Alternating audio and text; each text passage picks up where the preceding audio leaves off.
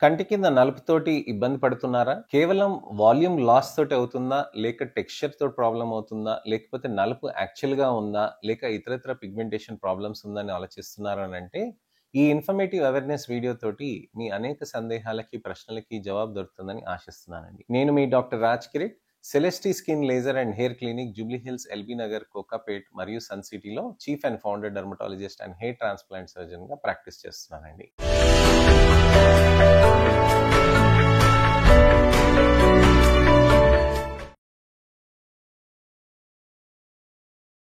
కంటి కింద నలుపు అనేది చాలా మందికి ఇబ్బంది పెడుతూ ఉంటుంది. కంటి కింద నలుపు వచ్చేదానికి కారణాలు 3 విధాలుగా మనం చూసుకోవాలండి. ఒకటేమో కంటి కింద హాలోనెస్ ఉండటం, అంటే వాల్యూమ్ లాస్ ఉండటం. రెండోదొచ్చేసి కంటి కింద నలుపు ఉండటం. మూడోదొచ్చేసి కంటి కింద ఉన్న చర్మం ముడతలుగా మారటం. ఈ 3 కారణాలనేటివి దాంతోటి మనకి కంటి కింద డల్‌నెస్ అనేది ఎక్కువగా కనిపిస్తూ ఉంటుంది. వాల్యూమ్ లాస్ అంటే ఏంటి? ఏ విధంగా మనం చూసుకోవచ్చు? అసలు ఎలా తెలుస్తుంది? అనే దాని గురించని నేను మీకు వివరిస్తాను. కంటి కింద హాలోనెస్ అనేది ఎప్పుడొస్తుంది అనంటే, మీరు ఒక ఏలు తీసుకొని, ఏలుతోటి మీకిక్కడ చర్మం పైన పెట్టండి. ఇక్కడ మీకు ఎముక అనేది తెలుస్తూ ఉంటుంది. అలానే ఇక్కడ బుగ్గ పైన పెట్టండి. మీకిక్కడ ఎముక అనేది తెలియకుండా మీకు సాఫ్ట్‌నెస్ అనేది ఉంటుంది. ఎందుకనంటే ఇక్కడ ఫ్యాట్ అనేది ఉంటుంది. అదే ఏలు మీరు కంటి కింద ఇలా పెట్టారనుకోండి, మీకిక్కడ ఎముక తగులుతుందనమాట. ఈ ఎముక తగిలిన దగ్గర అక్కడ మీకు ఒకవేళ మీకు బాగా డైరెక్ట్‌గా తగులుతుంది. అసలుకేం సాఫ్ట్ స్కిన్ ఏం లేదు అక్కడ అంటే, అక్కడ హాలోనెస్ ఉన్నట్టుగా. అలానే కంటి కింద మీకు లోపలికి ఉందనుకోండి దిగబడిపోయినట్టుగా, అది హాలో ఐస్ కిందకి వచ్చినట్టనమాట. అయితే ఇక్కడ మీకు ముడతలున్నాయి, అలానే ఇక్కడ మనకి నలుపు ఉంది అనంటే ఎలా చూసుకోవాలి అనంటే, మీరు చర్మాన్ని ఇలా పట్టుకొని కేవలం లైట్‌గా స్ట్రెచ్ చేయాలండి. మరీ ఎక్కువగా స్ట్రెచ్ చేయొద్దు. లైట్‌గా స్ట్రెచ్ చేయాలనమాట. అలా లైట్‌గా స్ట్రెచ్ చేసినప్పుడు మీకు లైట్‌లో అక్కడ ముడతలనేటివి పోయి మీకు స్కిన్ కొద్దిగా సాఫ్ట్‌గా కనిపిస్తుంది అనంటే, అది టెక్స్చరల్ ప్రాబ్లమ్. అలానే మీకది ఇలా స్ట్రెచ్ చేసినప్పుడు ఇక్కడ బయటికి తీసినప్పుడు లైట్ తోటి ఆ నలుపనేది తక్కువగా కనిపించింది అనంటే, అది షాడో తోటి, హాలో ఐస్ తోటి ఉండటం, పిగ్మెంటేషన్ లేదని మనం అర్థం చేసుకోవాలి. కంటి కింద స్కిన్‌ని ఇలా మనం స్ట్రెచ్ చేసినా కూడా అక్కడ నలుపు కనిపిస్తుందనంటే అక్కడ పిగ్మెంటేషన్ ఉన్నట్టు. సో, వాల్యూమ్ లాస్ చెప్పానండి, టెక్స్చర్ గురించి చెప్పానండి, పిగ్మెంటేషన్ గురించి చెప్పాను. అందరికీ ఒక్కొక్క రకమే ఉండాలని ఏం లేదండి. అంటే ఒకరికి వాల్యూమ్ లాస్ ఉంటుంది, ఒకరికి టెక్స్చరల్ ప్రాబ్లమ్స్ ఉంటుంది, ఒకరికి పిగ్మెంటేషన్ ప్రాబ్లమ్స్ ఉంటుంది. కానీ అలా అని చెప్పి 3 విధాలుగా కాంబినేషన్ ఉండదని కాదండి. హాలో ఐస్ ఉన్న వాళ్ళకి కొద్దిగా మీకు టెక్స్చరల్ ప్రాబ్లమ్ కూడా ఉండొచ్చు, పిగ్మెంటేషన్ ప్రాబ్లమ్ కూడా ఉండొచ్చు. 3 కారణాలు కలిపి ఉండొచ్చు. అలానే మీకు ఇంకో 2 కారణాలు కూడా కాంబినేషన్ ఉండొచ్చనమాట. అంటే వాల్యూమ్ లాస్ ఉండి, అంటే కంటి కింద గుంతల్లాగా పడిపోయి, అలానే చర్మంలో నలుపు కూడా ఉండొచ్చు. అలానే నలుపు ఉండి కూడా ముడతలు కూడా రావచ్చనమాట. అలానే నలుపుండి గుంతల్లాగా కూడా ఉండొచ్చు, ముడతలు లేకుండా. ఇన్ని విధాలుగా కాంబినేషన్స్ ఉంటాయన్నమాట. అసలుకి ఏ విధంగా ప్రాబ్లమ్ ఉన్నది అనేది మనం చూసినాక మనం డిసైడ్ చేయగలుగుతాం. అయితే మీలో మీరు చూసుకోవాలి, తెలుసుకోవాలనంటే మీరు ఈ విధంగా స్ట్రెచ్ చేసి స్కిన్ చూడొచ్చనమాట. రోజు స్ట్రెచ్ చేసి చూడటం తోటి మీకు మార్పు రాదండి. ఒక్కరోజు మీరు చూసుకుంటే మీకు అర్థమవుతుందనమాట. దానికి తగ్గట్టుగా మనము ట్రీట్మెంట్స్ అనేటివి ఉంటాయండి. అయితే హాలోనెస్ అది ఉన్నప్పుడు మనము దానికి కరెక్షన్ అనేటివి ఫిల్లర్స్ తోటి చేస్తాం. లిక్విడ్ ఫేస్ లిఫ్ట్స్ అని అంటామనమాట. లిక్విడ్ ఫేస్ లిఫ్ట్స్‌లో అసలు ఏ విధంగా చేస్తారు అని అడుగుతూ ఉంటారు.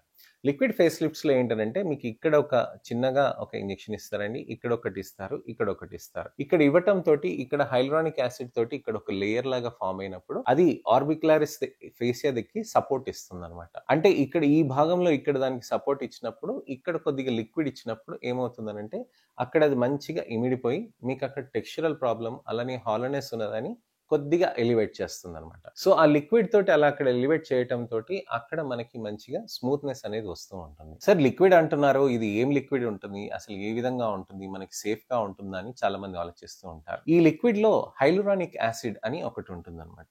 ఈ హైల్యూరానిక్ యాసిడ్ అంటే ఏంటి? ఎక్కడ దొరుకుతుంది? అసలు ఏ పదార్థం ఇది? ఏ విధంగా ఉంటుంది? అని చాలా ప్రశ్నలు వస్తూ ఉంటాయి.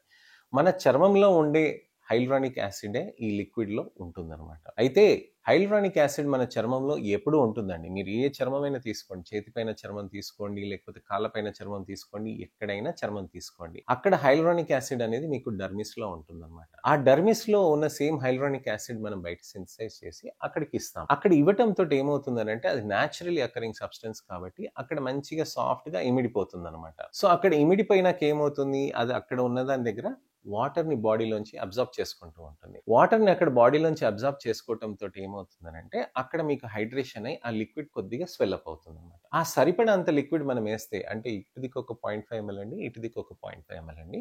దాంతో అక్కడ మనకి ఏమవుతుందనంటే హైడ్రేషన్ అనేది మంచిగా వస్తుంది అనమాట. ఆ హైడ్రేషన్ రావటంతో ఏమవుతుందనంటే మనకు అక్కడ ఆ మంచిగా న్యాచురల్ అకరింగ్ సబ్స్టెన్స్ కాబట్టి లిక్విడ్గా అక్కడ మంచిగా ఇమిడిపోయి హైడ్రేషన్ తీసుకొచ్చి స్వెల్అప్ అయి మంచి వాల్యూమ్ క్రియేట్ చేస్తుంది అనమాట. అయితే ఇది నేను చెప్పాను కదండి, న్యాచురలీ అకరింగ్ సబ్స్టెన్స్ అంటే మనకి ఎప్పుడైతే మనకి స్కిన్లో ఉందో సేమ్ విధంగా అది ఉంటుందన్నమాట. అందుకోసమనే ఇది ఒక 6 మంత్స్‌లో, 1 ఇయర్‌లో మీకు అక్కడి నుంచి కరిగిపోతుంది. ఎందుకు కరుగుతుంది అనంటే అది న్యాచురల్ సబ్స్టెన్స్. ఎందుకంటే బాడీ అక్కడ ఉన్నదాన్ని న్యాచురల్ సబ్స్టెన్స్‌ని కరిగించి తీసేస్తూ ఉంటుంది. కొత్తది అక్కడ ప్రొడక్షన్ కావాలి. కానీ కొత్తది ప్రొడక్షన్ కానందుకే, అక్కడ లేనందుకే మీకు ఆ హాలో ఐస్ అనేది వచ్చిందండి. సో కళ్ళ కింద గుంతలొచ్చిన దానికి అది కారణం అనమాట. సో మనకేమవుతుందనంటే అక్కడ న్యాచురల్ అకరింగ్ సబ్స్టెన్స్ పెట్టినప్పుడు బావుంటుంది. కొన్నాళ్ళ తర్వాత అది కరిగిపోతుంది. సో మీకు ఎటువంటి సైడ్ ఎఫెక్ట్స్ అనేది కూడా ఉండదు. సో మీకు అది సేఫ్‌గా క్యాన్యులా విధంగా కూడా మనం చేస్తాం. క్యాన్యులా విధంగా మనం చేసినప్పుడు ఏమవుతుందనంటే అది బ్లంట్‌గా ఉండి అక్కడ మ్యానిపులేట్ చేస్తాం. సో ఇదంతా పెయిన్ ఉంటుందనంటే ఏమి పెయిన్ అంతగా ఏముండదండి. నమ్మింగ్ క్రీమ్ పెట్టి దాంతోటి అక్కడ మనకి మంచిగా సింపుల్‌గా మనం చేసుకోవచ్చనమాట. పెద్ద ప్రాబ్లమ్ లేకుండా. చేసినాక మనకేమన్నా తెలుస్తుందా సార్ ఇలా చేసినట్టుగా తెలుస్తుందనంటే అలాంటిది ఏం తెలియదండి. మీకు సింపుల్‌గా ఉంటుంది.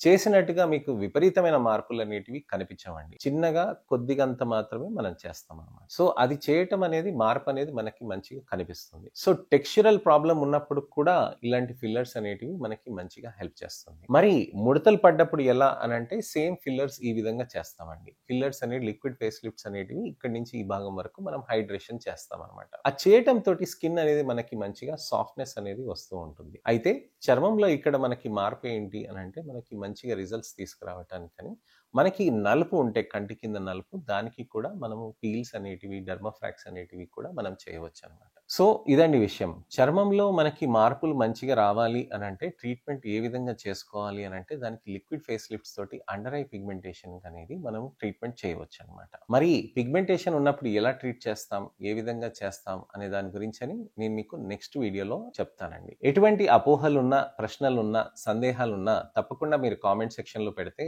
దానికి తగ్గట్టుగా నేను మీకు వీడియో రిప్లై అనేది, టెక్స్ట్ రిప్లై అనేది నేను చేయగలుగుతానండి. అలానే నా ఛానల్‌ని సబ్స్క్రైబ్ చేసుకొని నా వీడియోస్‌ని షేర్ చేయండి, లైక్ చేయండి.